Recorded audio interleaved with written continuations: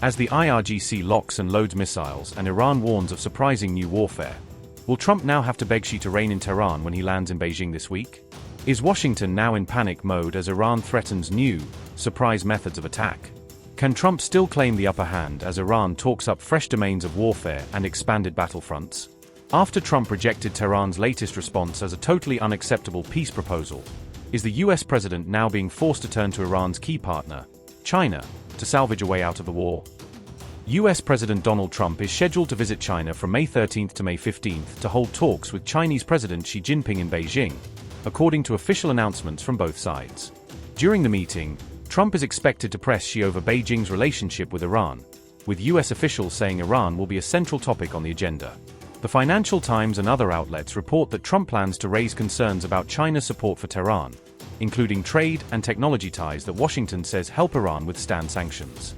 This includes alleged exports of dual-use technology and possible weapons-related assistance, such as drone components and other items that can be used in Iran's military programs despite US sanctions. The summit is also expected to cover broader issues including US-China trade disputes, nuclear arms and strategic stability, and tensions over Taiwan, alongside the ongoing Iran war. This comes as regional tensions escalate, with only a fragile ceasefire in place and peace talks currently stalled between the warring sides. Iran's ambassador to China has said that any future Iran-US agreement must include formal guarantees from major powers to ensure it cannot be unilaterally abandoned. Abdolreza Rahmani Fazli said, "China and Russia are two major and influential powers, and given the position China has with Iran and other countries in the Persian Gulf region, Beijing can be proposed as a guarantor of any agreement."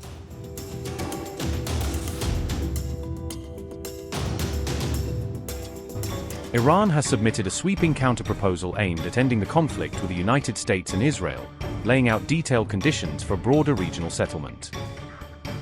According to Iranian state-linked media, Tehran delivered the proposal on May 10 through mediator Pakistan, formalizing its position in the ongoing ceasefire and peace talks.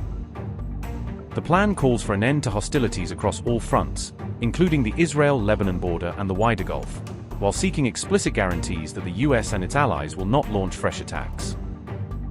Iran also demanded war-related compensation, including reparations for damage caused by sanctions and military pressure, and demanded recognition of its sovereignty over the Strait of Hormuz. Tehran further called for the release of its frozen overseas assets and a short-term relief on oil export restrictions to ease the impact of the sanctions regime. Iran asked the US Office of Foreign Assets Control to suspend sanctions on Iranian oil sales for 30 days, presenting this as a confidence-building measure during the negotiation phase.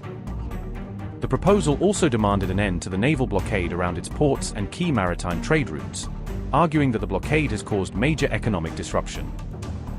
Sources told Iranian media that the counter-proposal includes a clause on Iranian management of the Strait of Hormuz, giving Tehran a central role in controlling and monitoring traffic.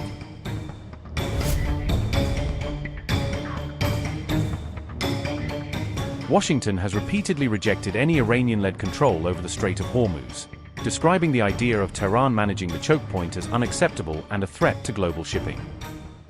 The Iranian proposed framework reportedly includes a 30-day negotiation period after ceasefire takes hold, during which both sides would work toward converting a temporary truce into a more permanent settlement. Meanwhile, the Wall Street Journal reported that Iran could be open to temporarily pausing uranium enrichment as part of an interim deal. However, Tehran is said to be willing to accept only a far shorter pause than the 20-year suspension that the US has reportedly proposed in its own draft plan.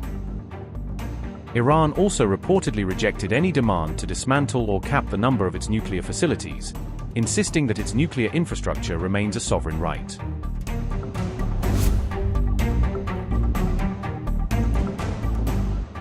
US President Donald Trump reportedly fumed over Iran's counter-proposal, posting on Truth Social that he considered its terms totally unacceptable despite the existing ceasefire.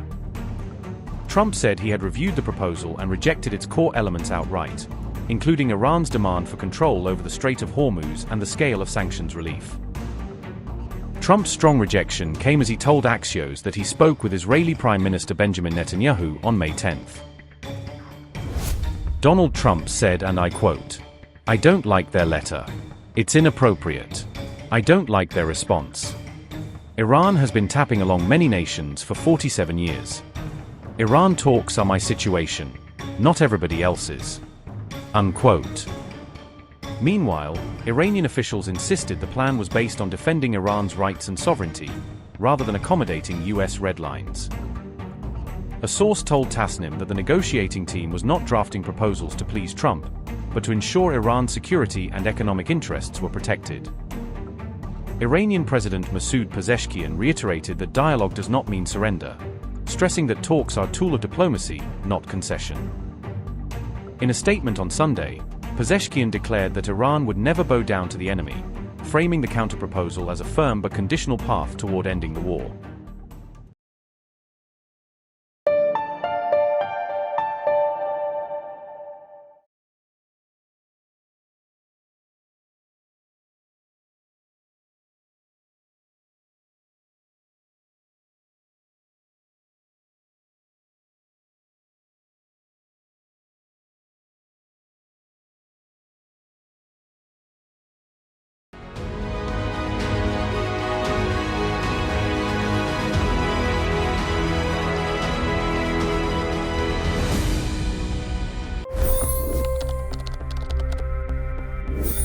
$25 crore गरीब गरीबी को परास्त करके बाहर निकले। For the good of our nation, let's work together and let's truly make America great again.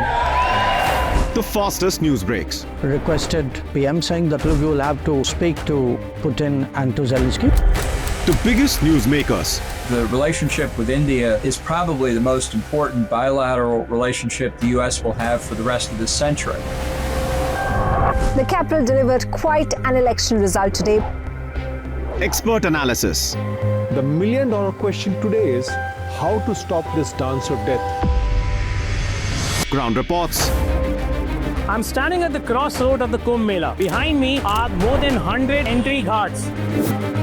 Long-form interviews. Exclusionary politics is reflected in Manipur case as well. You don't bother because this is a small state. Deep dive into burning issues. It's often said DRC could be the richest country in the whole world. It's because of what sits underneath. Why exactly did the US topple the Sheikh Hasina government? HD videos. We don't just break news, we break it down.